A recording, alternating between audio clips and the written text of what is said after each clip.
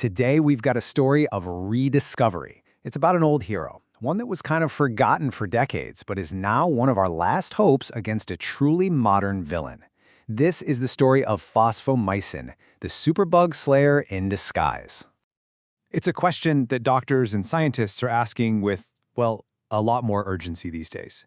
We live in an age of absolutely incredible medical breakthroughs, but at the same time, we're facing this silent pandemic, antimicrobial resistance. Bacteria are evolving, right? They're learning to outsmart our best medicines, creating what we call superbugs. So, where do we even turn? Sometimes the answer isn't in some brand new futuristic molecule. Sometimes it's hidden away in the archives. It turns out a drug discovered over 50 years ago is becoming one of our most critical weapons in this fight. So let's meet fosfomycin. It was discovered way back in 1969. And in the world of antibiotics, it's a bit of a lone wolf. That's because it's structurally unrelated to any other drug class. What that really means is it just doesn't look or act like any other antibiotic family we know.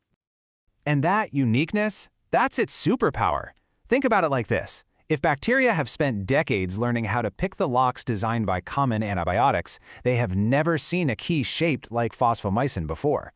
There's no cross-resistance, which is just a fancy way of saying it can often work when everything else has failed. So, how does this unique key actually work? What's its takedown strategy? Well, it's a master of sabotage. It goes right after the one thing a bacterium absolutely cannot live without, its cell wall. The process is honestly beautifully simple and brutal. First, fosfomycin slips right inside the bacterium. Then it hones in on an enzyme called murA. You can think of murA as the master architect of the cell wall. Fosfomycin doesn't just slow it down, it permanently shuts it down. With the builder out of commission, the wall gets weaker and weaker until it just can't handle the pressure inside, and the bacterium literally bursts. It's a true bactericidal agent. It doesn't just wound the enemy, it kills it. Okay, but here is where the story gets really interesting. Fosfomycin isn't just one hero. It's a hero with a dual identity. It's used in two completely, and I mean completely different ways. All right, let's meet the first identity. This is fosfomycin, the everyday hero, the quick, simple solution. It's basically a magic bullet for one of the most common bacterial infections out there. So how many doses does it take? Just one. That's it. That is the entire course of treatment for its most common use. A single dose and you're done. I mean, in a world where we're all used to taking pills for a week or more, this is almost unheard of. This is the oral version, officially called fosfomycin tromethamine. It's prescribed for simple, uncomplicated bladder infections. You just mix a 3-gram packet of it in water and drink it. The drug is engineered to achieve incredibly high bacteria-killing concentrations right where it's needed, in the urine. The advantage here is pretty obvious, right? Who's going to forget to take a single dose? Patient compliance is fantastic. But now, let's completely switch gears and look at its other identity. This is for when the situation is dire. When an infection is severe, it's all over the body, and it's resistant to other drugs.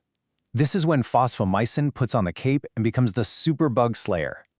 We're talking about the intravenous, or IV version now. It's a different salt form, called fosfomycin disodium, and it's reserved for hospitalized patients with really serious infections. We mean the big ones, multi-drug-resistant bugs like MRSA and VRE. Because it's given through an IV, it floods the whole body, getting into deep-seated tissues like bone. This makes it a true last line of defense weapon against some of our absolute worst nightmares. This table just perfectly sums up the drug's split personality. On one side, you have the oral magic bullet, used at home for a simple UTI, targeting only the urinary tract. On the other, the IV superbug slayer, used in a hospital for severe infections, targeting the entire system. Two very different formulations for two very different missions, all from one unique molecule.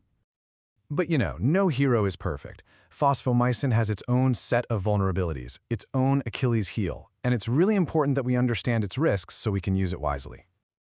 When it comes to side effects, the oral version is known for being very gentle. The most common complaint is just some mild stomach upset. The IV version, though, that's a different story. It comes with a specific warning. Because it's a disodium salt, it carries a big sodium load. This can be a real problem for patients with heart failure or kidney issues, so they need to be monitored very, very carefully. Beyond side effects, there's a more, existential threat. It's the same question we have to ask about every single antibiotic. For how long is it going to work? Can bacteria learn to fight this too? And the answer is, yes, they can. They do it in two main ways. One is a simple mutation. A single bacterium figures out a defense on its own. But the other method, plasmid-mediated resistance, is the one that really worries scientists. Plasmids are these little bits of DNA that bacteria can actually trade with each other. It's like they're passing around a cheat sheet for survival, and it lets resistance spread like wildfire. This is exactly why for serious infections, doctors never send fosfomycin into battle alone. It's almost always used with another drug. So what's the legacy of this drug from 1969? It's really the story of an old antibiotic that has found an absolutely vital new purpose in the biggest medical battle of the 21st century. So let's just recap why it's so critical right now. First, it's a unique weapon because its structure just bypasses common resistance. Second, it's two tools in one, serving both your local clinic and the intensive care unit. It's also a key ally, making other drugs more effective when they're used together. And ultimately, it really represents a glimmer of hope, a crucial tool we have right now in the fight against superbugs. And it's not just me saying this. Experts call it a versatile and valuable part of our antimicrobial stewardship arsenal. That last part is a key phrase. It means we have to treat this drug like the precious resource it is, using it wisely to protect its power for the future. The story of fosfomycin really proves that sometimes the future of medicine is actually hiding in its past. And it leaves us with a pretty fascinating question. As bacteria keep evolving, what other forgotten cures might just be sitting on a shelf, waiting for their moment to return to the fight?